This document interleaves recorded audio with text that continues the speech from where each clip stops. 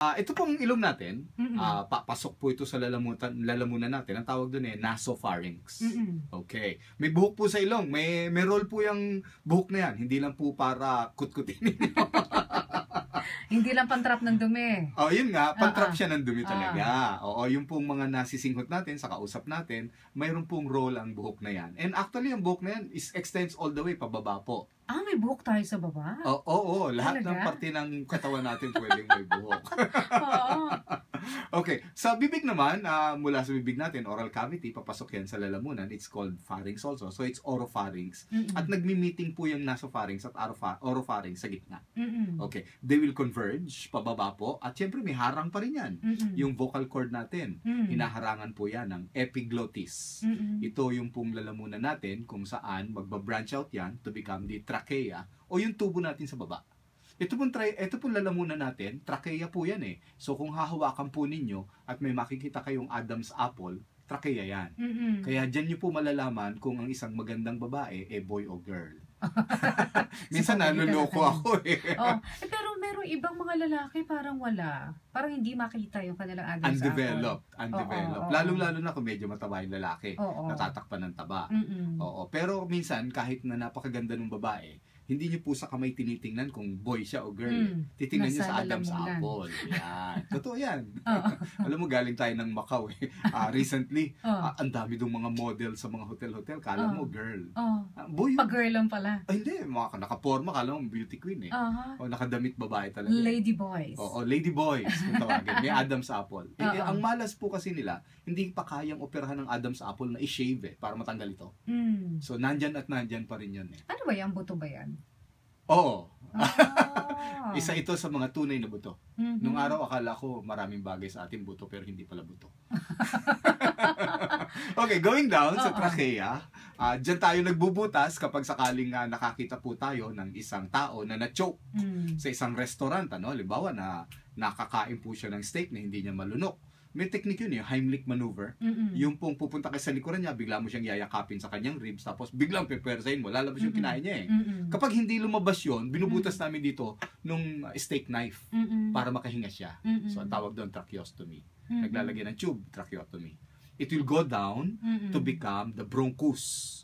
Yang bronchus na yan, ang kadalasang naiimpeksyon sa bata. Mhm. Kasi maikli pa yung kanilang bronchus. Kaya ang tawag nga doon, bronchitis or bronchitis. Mm-mm. Nakukuha ng mga bata yan sa paligid po nila kung may impeksyon, lalong-lalo na kung yung bata naubuhan ng matanda. Mhm. Bibihira po na yung bata may sakit sa baga at umubo nakahawa sa matanda. Mm. Mas common na yung bata ang nahahawa. Mm-mm. So kapag ang inyo pong anak ay nagpositibo sa tuberculosis, halimbawa yung mga primary complex, hindi natin kailangan sisihin yung kanyang mga kaklase. Mm-mm. Kadalasan ang may sala po diyan ay yung yaya o kaya yung sa school bus nila Mm. o kaya yung mga guru mismo kasi yung transmission po kadalasan from adult to children. Mhm. Ayan.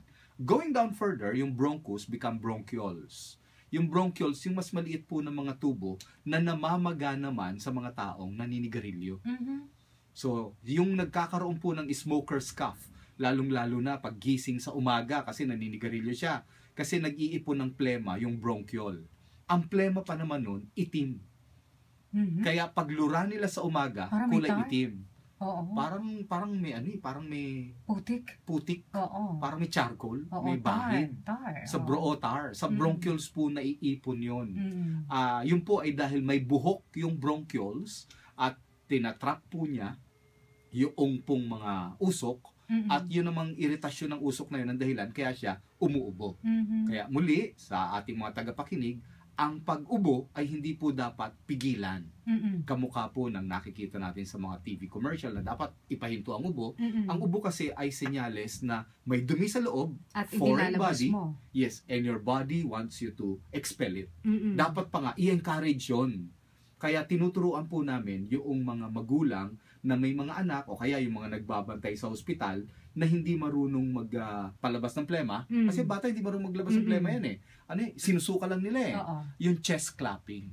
Paano yan yung sinasalikop mo yung Yes, ayan, yung ayan. kamay kailangan nakaganito. Oo. Hindi mo pwedeng nakaganito yung kamay. Oo. Dapat nakaganito yung kamay. Mm-mm. Tapos mula sa likod, Mm. kakabugin mo yung kanyang baga. Mula Mm. ilalim, pataas. So, Mhm. tuk tuk tuk tuk tuk tuk tuk tuk tuk tuk tuk tuk tuk tuk tuk tuk tuk tuk. Yan. Mhm. That way, nakakalug mo kasi yung bronchiole na yon Mm-mm. para yung kanyang plema mailabas. Lumuwag. Lumuwag Oo. para ilabas niya yun. Mhm. Yun. Mhm. Alam mo, napakamahal ang bayad Pwede sa rin ba sa- respiratory therapist. Pwede ba sa matanda rin yan na gagawin? Yan Ganyan talaga. din? Oo. Yan ay napakaganda sa mga matatanda. Kasi ang Mhm. mga matatanda, sila yung napakaraming plema, sila rin yung walang kapasidad na nung kanilang diaphragm na maglabas ng ubo.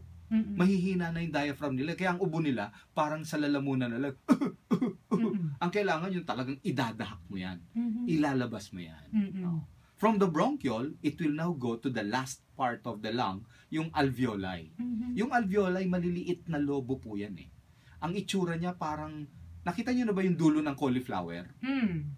O dulo ng broccoli? Oo. Ganun ang itsura ng Oo. alveoli. Parang may bilog-bilog sa dulo. Mm-mm. Mm-mm. Ang problema po sa alveoli, dahil pinakadulo na yan, Mm. nandyan ang exchange ng oxygen at saka ng carbon dioxide, Mm. sa kanila po nagkakaroon ng pinakamabigat na problema. Mm. Pwedeng pumutok siya.